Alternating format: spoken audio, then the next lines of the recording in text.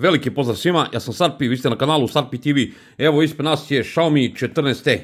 Ako niste gledali otpakivanje, imate u gornjem desnom uglu. Izašao pre samo malo više od mjesec dana. 195 grama težak. Evo pogledajte. Plastični frame, to sam pokazivao u otpakivanju. Staklena su leđa, kažu Panda X zaštita. 6,67 inč. Gorilla Glass 5 je zaštita. AMOLED. Ekran 144 Hz osvježavanja, Dolby Vision tehnologija HDR10+, 1600 nita HBM i 4000 nita u piku, to su samo brojke i ja sam sam zaključio da se ne vidi bolje od Poca F3, mogu da vam kažem da S23 se bolje vidi na suncu. 1220 x 2712 rezolucija 20:9 i odnos stranica 446 ppi otprilike. Prima dve nano SIM kartice ili možete staviti jednu nano SIM karticu i eSIM. Ima IP68 certifikat, kažu 2 metra do 30 minuta. Gore ima infracrveni senzor za upravljanje televizorima, klimama itd. Kao što vidite ima pravi always on display. Ajde vidimo kako radi čitač otiska prsta.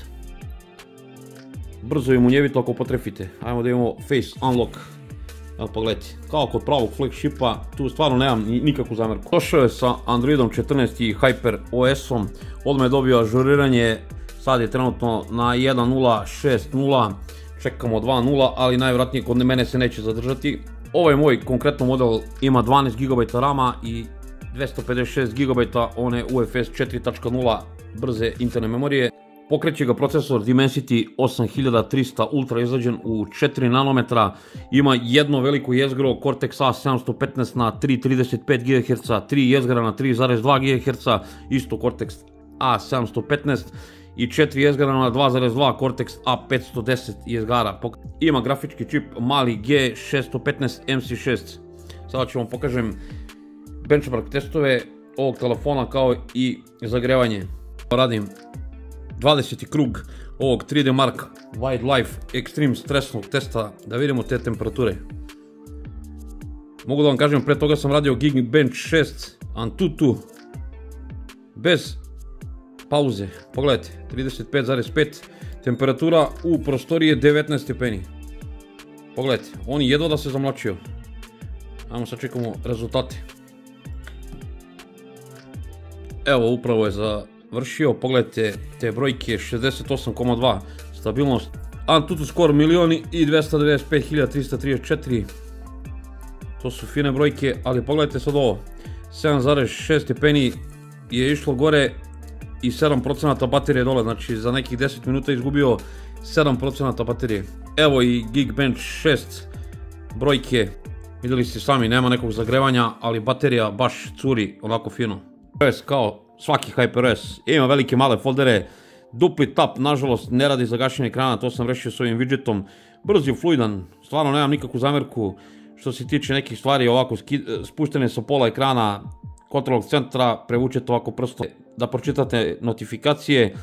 Ovdje imate jednoručni režim, pogledajte, kao kod iOS-a, ovo je tačno iskopiran iOS, ali mnogo bolji, otvoreniji sistem, bolje je skopiran, bolje radi, imate dualne aplikacije, imate dualni prostor, možete da prilagodite telefon kako vi želite, otvoren je i dalje sistem, možete da otključate bootloader, da se igrate, da ubacite neki custom ROM.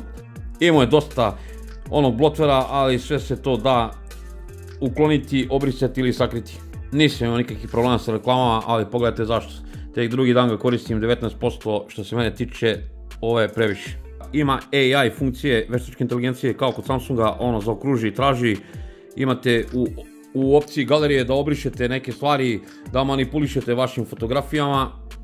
To neću da vam pokazujem, to je meni totalna glupost. Ima bateriju od 5000 mAh, litijum polimersku, 67 W brzo punjenje podržava, žično, naravno ne dolazi nikakav punjač, tako da sam se ja smorio, nisam teo za recenziju da kupujem nikakav punjač, pa sam ga punio sa nekim sporim punjačem. Kaže, podržava Power Delivery 3.0.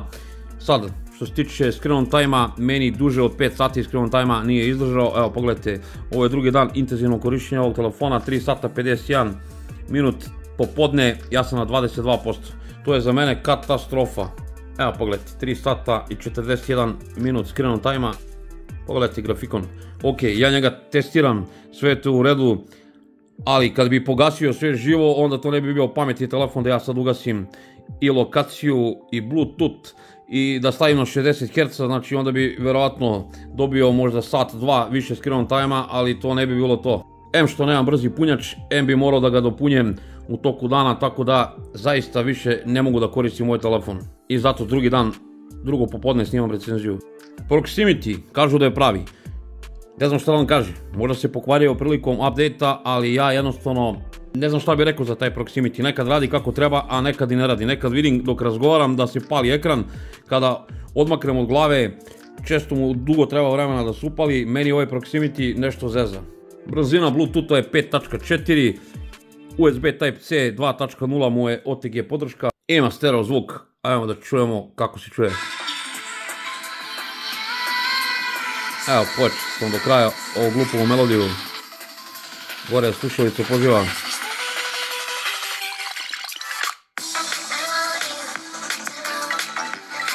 Čuje se jasno i glasno za moj neki ukus.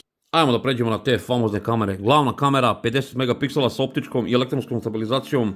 Snima video u 4K u 30 i 60 fps-a. Ja ću snimati video u 30 fps-a.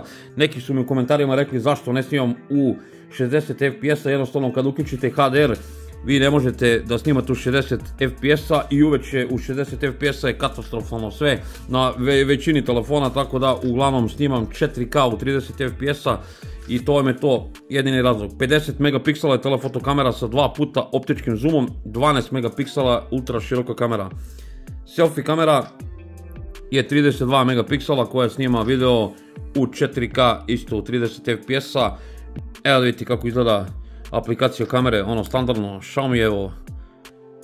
Imate svašta nešto tu da podesite, imate dualni video, slow motion, noćni mod, imate razne druge stvari kao i na svim drugim Xiaomi telefonima. U nastavku pogledajte kako ovaj telefon pravi slike i video zapise, pa ćemo davamo neki sud o ovom telefonu.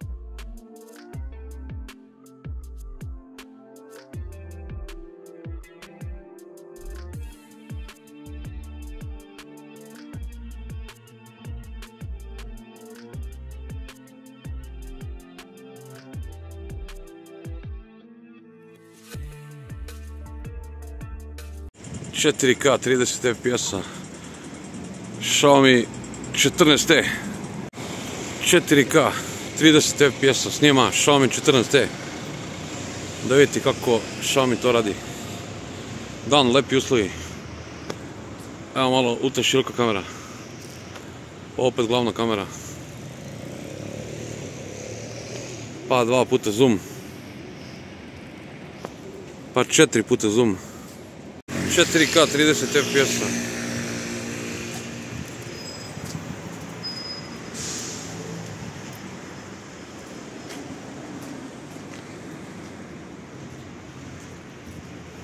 Ajmo malo dualni video da vidite kako izgleda.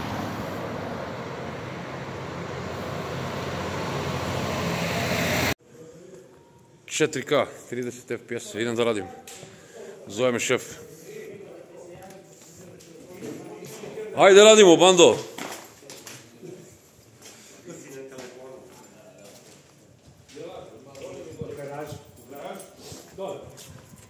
Šta ti?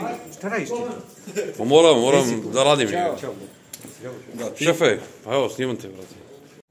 4K, 30 FPS-a, noć, teški uslovi. Ajde, imamo kako, 14T se snalazi u baš teškim uslovima. Nema laži, nema prevare. Ajmo malo zoomiramo. 2 puta zoom. 4 puta zoom. 15 puta zoom. 4K, 30 FPS-a. Noć, lepi uslovi. Evo da vidite kako radi 14T. Nema laži, nema prevare. Ajde malo i noćni dualni video.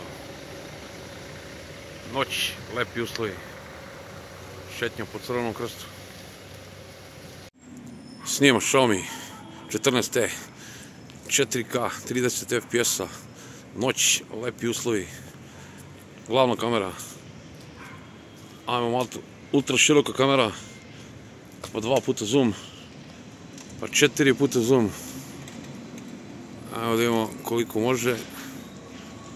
15 puta zoom. Pa ponovo glavna kamera.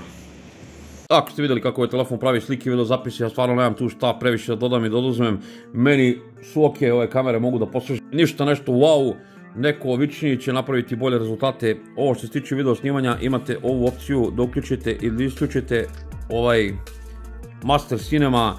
Napišite mi dole u komentarima čemu služi ovaj Master Cinema. Ja sam to par puta snimio nešto, to je meni bilo katastrofalno kad sam prebacio na laptop, tako da nisam ni htio da vam izbacujem. To je užasno nešto što secka, ne daj Bože, i ne može da se prebacuje sa senzora na senzor. Ovako, generalno, kamere i nisu loše.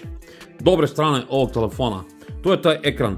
Lepo se vidi na suncu, kamere su solidne, 4 Android nadogradnje, kažu, i 5 sigurnosnih zakrpa, 67 vatno je brzo punjenje. Ko želi da ga kupi i da ga zadrži, neka kupi original punjač i neka ga puni tokom dana. Cena mu ide dole, znači ja sam ovaj telefon platio 390 €, verujte mi, na granici sam bio da ga kupim. Ja mislim da ovaj telefon ne vredi više od 400 €, nikako ni u ludilu. Loše strane ovog telefona, to je ta zvanična cena, ne želim ni da znam kolika je zvanična cena, vjerojatno je nenormalna. Baterija se mnogo brzo prazni, sem ove boje koja se meni sviđa, meni je on ekstra ružan i velika cigla, to je neko moje mišljenje, zato ja ovaj telefon ne bih koristio nikada. Ako želite Xiaomi, pravi Xiaomi je Xiaomi 14, Xiaomi 13, Xiaomi 12, bez TT oznake, tako da ne znam stvarno kojem bi ja preporučio da kupi Xiaomi 14T. Imao sam i 14T Pro, ako već želiš pravi Xiaomi, onda kupi Xiaomi 14. Ili neki drugi model, verujte mi, meni treba Always On display, ako ga on ima, ja bi pre nosio, verujte mi, i Motorola koja nema Always On display. Ovo je Xiaomi T posle Mi 9T Pro, više nije to. Ja ne znam kome bi stvarno preporučio ovaj telefon. Ljudima koji nemaju sa čim da uporede ovaj Xiaomi telefon i ok, koji prelaze s jednog na drugi, to je skroz u redu. Ovaj telefon, sad ispada da sam ga napljuvao najstrašnije, ne, ovaj telefon je ok za većinu korisnika, ali ja samo hoću da kažem, za nekih 400 € vi možete kupiti mnogo bolji telefon. Neću više da ga hvalim i da ga hejtujem. Ako vam se svidjela ova recenzija, lupite like, komentarišite nešto, podelite ovaj video, šta vam kažem, vidimo se u nekom sljedećem videu. Još malo 10.000 subscribera, ako vas zanima ova šoljica, imate dole u opisu videa ili majica gdje možete da je nabavite. Vidimo se, ljubi brat.